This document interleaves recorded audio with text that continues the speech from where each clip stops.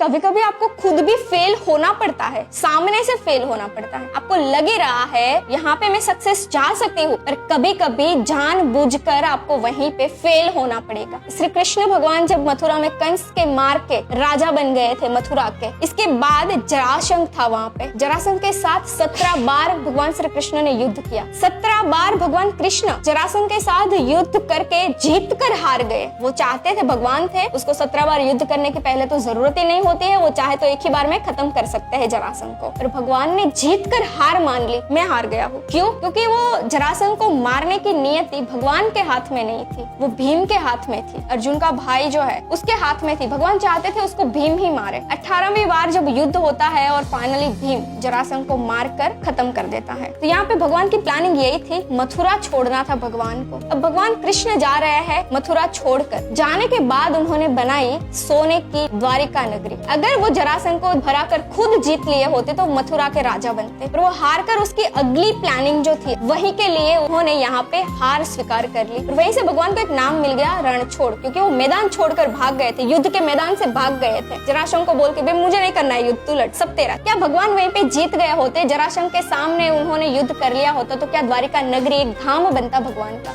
सोने की नगरी बनानी थी भगवान को, अगली सक्सेस चाहिए थी भगवान को, इसीलिए भगवान को मथुरा छोड़ना था। और मथुरा छोड़ने के लिए जरासंध को जिताना जरूरी था। कहते हैं ना, रिलेशनशिप में दो हस्बैंड वाइफ की बहस होती है, उसमें से पता ही है कि वो गलत है, फिर भी बोल देते ठीक है आप सही हो। क्यों? क्योंकि वो रिलेशनशिप को अगले लेवल तक लेके जाना है आपको। तो अगली सक्सेस चाहिए, बड़ी सक्सेस चाहिए, तो आपको कुछ चीजों को पता होने के बावजूद भी उसको आपको छोड़नी पड़ेगी।